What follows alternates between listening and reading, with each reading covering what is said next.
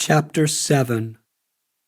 Vrindavan was full of miracles for me, both great and small. One morning, while walking along a forest trail, I found myself face to face with a charging bull. A cloud of dust billowed around his huge body, and he was fuming white foam. He stared at me enraged, opened his mouth wide, and let loose a chilling roar. Wildly pounding the earth, his hooves prepared to trample me. Before I could even react, he halted, cocked his head down, and then threw it upward in a sweeping motion, jabbing his horn into my belly. I gasped. I was hurled upward and flew headlong over the bull's body, then crashed to the ground. As I lay there, he impatiently scraped the earth with his hooves, snorting through his nostrils, and prepared to attack again. Writhing in pain, I thought I was a dead man. Just then, a thin, neatly dressed elderly man wearing a Nehru hat appeared on the path. He shouted some words in the local language which induced the bull to lower its head. To my relief, the animal strode quietly away. Extending his hand, the strange man lifted me up. "Are you all right?" he asked. "That bull was too much angry." Relieved, I took inventory of my physical condition. To my amazement, there were no injuries and my pain had vanished. As I took my first step, I cried out. A thorn had pricked deeply into my foot, causing me more discomfort than the horn of the bull. I reached down to extract the thorn, reflecting that perhaps this was Krishna's kindness, a token thorn to replace the bull's horn. "I'm fine," I replied. "Thank you for saving my life." "I did not save you, Baba," the old man smiled. "Krishna saved you. I was only his instrument." His voice wavered with emotion. "All Krishna wants in return from us is our love." He turned me around, examining me for wounds and sweeping the dirt from my clothes. "Where do you come from, and why are you here?" he asked. I explained my situation, and the old man, noting the position of the sun, announced, "I am late for a meeting. You may join me, if you wish." Together we passed along the sandy pathways of the forest. He removed his hat from his neatly combed white hair and said, "I'm taking you to the home of a rare saint and scholar. He is unknown to the public, but the spiritually elevated souls of this area revere him. I believe in English you would call him a saint among saints." We came upon a flat rock that served as a bridge for crossing over an open sewage canal. Thick, black sewage bubbled and gurgled in this 3-foot-wide moat. Choking from the stench, I carefully crossed over it. Just then, a family of hogs dove into the moat and reveled about, slurping and gulping down the putrefied black nectar. Faces dripping with fecal matter, they snorted in joy. Minutes later, we were surrounded by a natural haven of greenery, aromatic flowers, buzzing bees, and trilling birds. After some distance, we spilled out into a courtyard with a small kutir, a hut for worship. "Please come," my guide said, pressing my hand into his. Inside, sitting on a wooden plank, was a sadhu. Both his head and face were clean-shaven, in what I now understood as an expression of detachment from selfish pursuits. A small tuft of hair remained at the back of his head to represent servitude to God. I was to learn that he was over 80 years old. With a soft smile, he placed his joined palms to his forehead and bowed his head. "We welcome you to our family." This was Vishaka Sharan Baba. An assembly of 5 elderly sages sat at his feet, eager to hear his every word. Vishaka Sharan Baba gazed towards me and spoke. My guide, who everyone called Panditji, translated his Hindi into English. He said, "If one begs for God's love, like a starving man for food, the Lord will bestow that rarest treasure." He took my hand. "Please let me feed you." The satisfaction of his company drew me down that sandy pathway every afternoon at about 4 o'clock. Upon my arrival, Vishaka Sharan Baba, with his own hands, would offer me a straw mat to sit on and some flat homemade bread or rotis with gur, a sugarcane extract. This was the fare for the poorest people in Vrindavan. His followers exalted him and were eager to arrange his meals, but he refused. Longing to feel humble, even in his old age, he begged door to door. Whatever he received, usually coarse rotis and gur, it was his joy to share with me.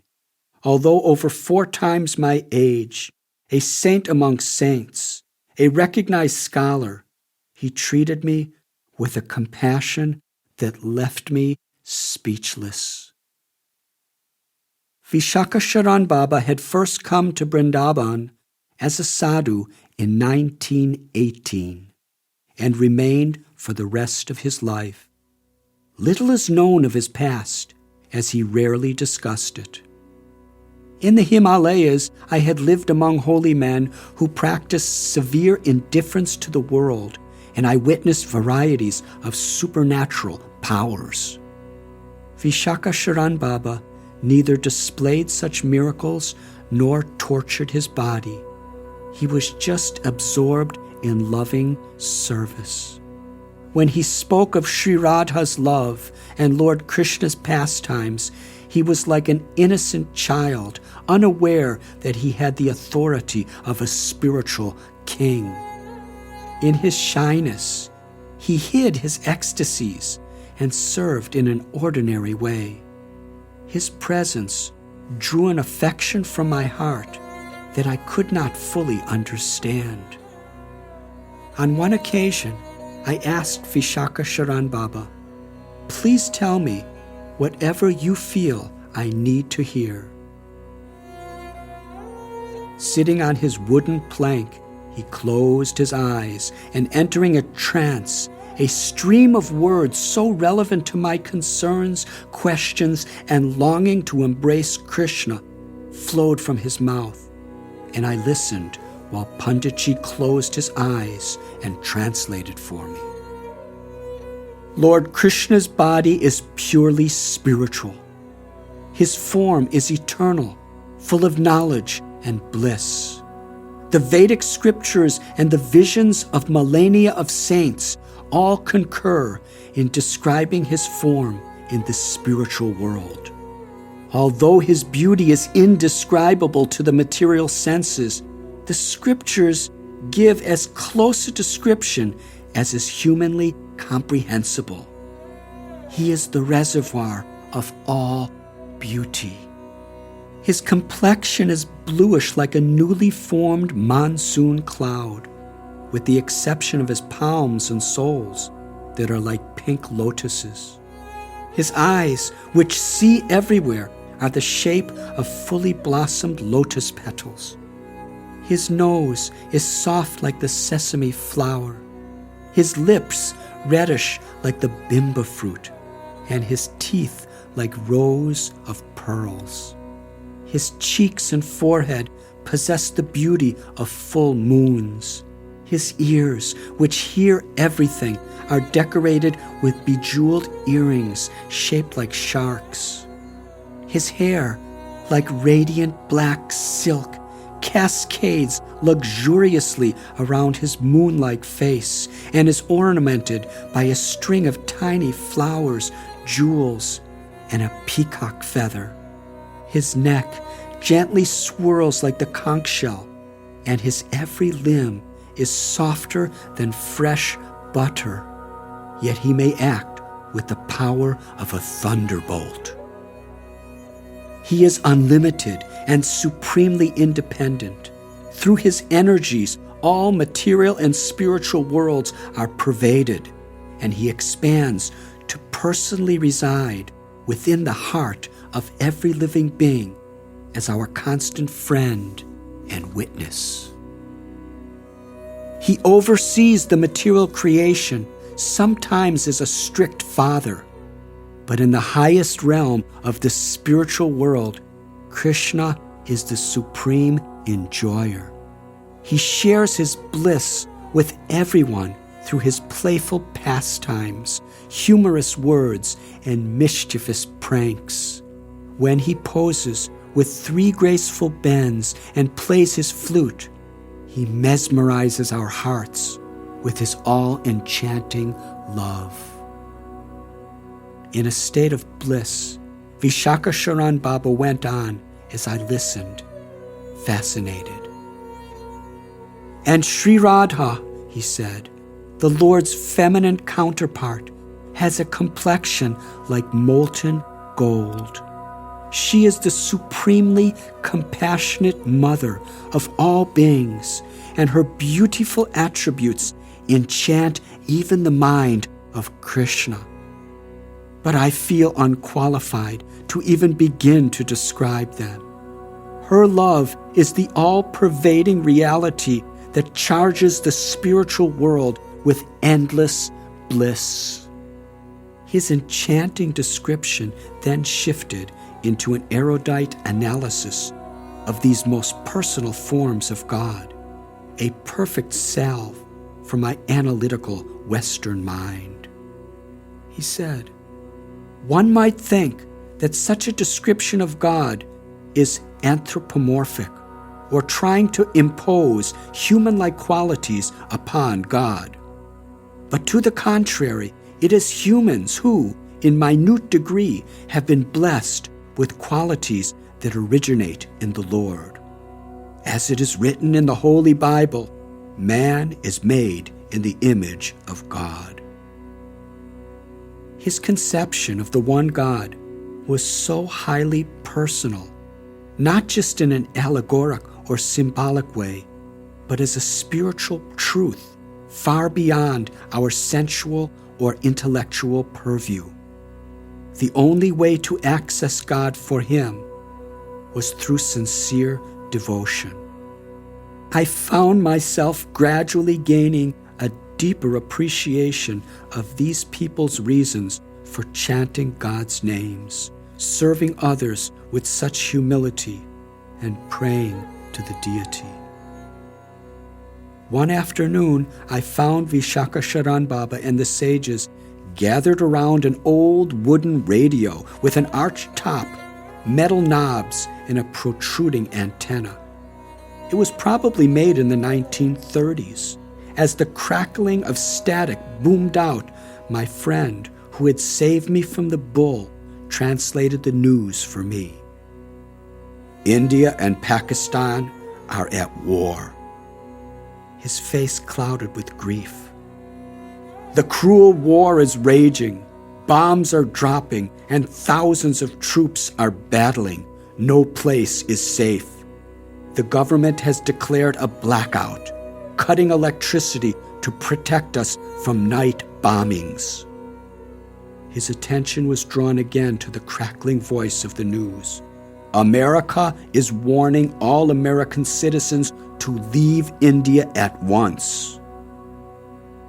I now felt more like an Indian sadhu than an American, so it hardly registered that this might apply to me. Still, news of the war would certainly intensify the worry of my parents. To assure them of my safety, I composed a letter on December 7th, 1971, my 21st birthday. My family, the wars on earth are but a manifestation of the battles within man's mind. We enter into a battle zone the moment we forget the Lord. Today, there is war in Vietnam, in Israel, and now between India and Pakistan. As long as we are prisoners of our mind's passions, we are in each of these battlefields. But be assured that I am safe. Be kind, Richard. While the Vietnam War afflicted my colleagues across the globe in America, I now found myself in another battle zone. With the partition of India in 1947, a split with Pakistan had been created, and West Pakistan and East Pakistan were formed on opposite sides of India.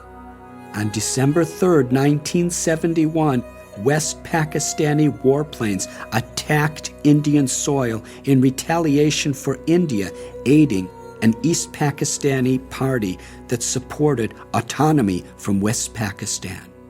Full-scale war began between India and West Pakistan. A bloody war ensued, with aggressive battles on the land, air, and sea that left thousands dead and many more injured. After 14 days, West Pakistan would surrender in defeat, and East Pakistan would become the independent nation, Bangladesh. While the war was still raging, Vishaka Sharan Baba and these old sages gathered around their radio and listened to the evening news broadcast. Tears of sympathy filled their eyes when they heard of the bloodshed. After switching off the radio, they immersed themselves in discussing the Lord and soon enough began bubbling over with joy. At the same time, they were both blissfully absorbed in a spiritual reality beyond birth and death, and also distressed by the human suffering surrounding them. Vishaka Sharan Baba and his followers were teaching me the virtue of balance. It was an art that required maturity and realization. Through them, I saw that to be sensitive to the troubles of the world and the plight of others on the material plane did not mean that one had to neglect the spiritual plane. On the contrary, I saw how loving God naturally awakened the qualities of an ideal human being, one with compassion for all.